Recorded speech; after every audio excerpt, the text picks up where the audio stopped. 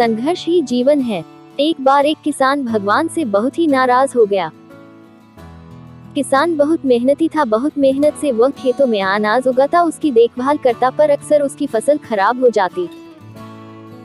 कभी सूखा पड़ जाता, कभी बाढ़ आ जाती, कभी तेज धूप, कभी आंधी, कोई न कोई कारण बन ही जाता कि उसकी फसल खराब हो जाती।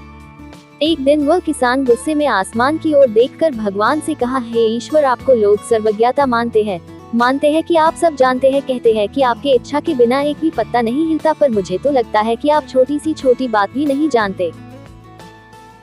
आपको तो ये भी नहीं पता कि खेती बाड़ी कैसे करते हैं। अगर आप जानते होते तो हर समय जो बाढ़, आंधी और तूफान आते हैं वो कभी नहीं आते। आप नहीं जानते कि कितना नुकसान उठाना पड़ता है हम किसानों को। यदि आप मेरे हाथ में यह शक्ति दे दे कि जैसा मैं चाहूँ वैसा मैं मौज कर दूं, फिर आप देखना मैं अन्न के भंडार लगा दूंगा। भगवान इस किसान के तीखे वाक्य सुनकर मुस्कुरा रहे थे और वह किसान के सामने प्रकट होकर बोले, मैं आज से तुझे यह शक्ति देता हूँ कि तुम अपनी खेतों पर तुम्हारी जैसी इच्छा ही तुम वैसा मौज कर दोगे। मैं बिल्कुल भी दखल नहीं दूंगा, तुम्हारी इच्छा से सब कुछ होगा। किसान बहुत खुश हो गया। किसान ने गेहूं की फसल अपनी खेतों में बोई।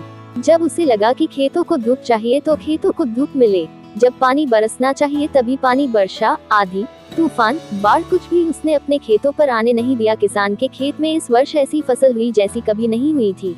हरी भरी लहलहाती फसल। मन ही मन वह बहुत खुश हो गया और सोचने लगा, अब सबूत के साथ दिखाऊंगा भगवान को कि इसे कहते हैं शक्ति का सही उपयोग। मेरी सफलता देखकर उन्हें अपने नियम जरूर बदलने पड़ेंगे। कुछ दिन गुजरे, फसल कटने को तैयार हो गए। किसान बहुत उत्सुकता के साथ फसल को काटने लगा, पर जैसे ही उसकी नजर गेहूं की बालियों पर गया तो उसने अपना सिर पीट लिया और वह रोने चिल्लाने लगा। गेहूं की एक भी बाली के अंदर गेहूं का दाना नहीं था, सारी बालियां अंदर से खाली थी। किसान बहुत दुखी हो गया। उसने भगवान को रोते हुए फिर पुकारा, हे प्रभु, तुमने ये मेरे साथ क्या किया? क्या तुमने मुझे कोई सजा दी? भगवान बोले, पुत्र, ये तो होना ही था। तुमने पौधों को संघर्ष करने का मौका ही कहाँ दिया? ना तो तुमने उन्हें आंधियों से जूझने दिया, ना तेज बारिश से सहने दिया और ना ही धूप में तपने दिया। एक भी चुनौती का सामना तुमने उन्हें नहीं करने दिया, इसीलिए सारे पौधे अंदर से खोखले रह गए। जब आंधी, तूफान, तेज बारिश और धूप पड़ती है तभी ये पौधा अपने अस्तित्व को बचाने के लिए संघर्ष करते हैं, और इसी संघर्ष से एक बल पैदा होता है जिसमें शक्ति होती है, ऊर्जा होती है, और यही ऊर्जा पूर्ति तेरे गेहूं के दानों की तरह जो नहीं फूटी। तूने उन्हें कठिन परिस्थितियों से गुजरने ही नहीं दिया जहां उनके अस्तित्व का जन्म होता। सारे बालियां इसीलिए खाली है, इसमें एक भी गेहूं का दाना इसलिए नहीं है क्योंकि तुमने अपने पौधों को संघर्ष कराया ही नहीं। याद रखिए, स्वर्ण में सवर्णीय आभा तभी आती है जब वह आग में तपने, गलने और हथौड़े से पीटने जैसे संघर्षों से गुजरता है।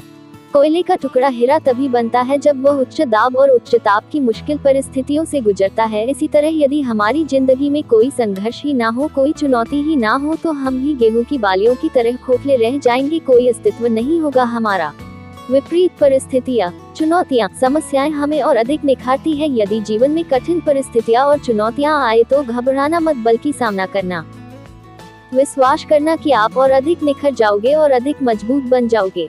किसी ने कितना सही कहा है, जिंदगी जीना आसान नहीं होता, बिना संघर्ष कोई महान नहीं होता। जब तक न पड़े हथौड़े की चोट तब तक पत्थर भी भगवान नहीं होता।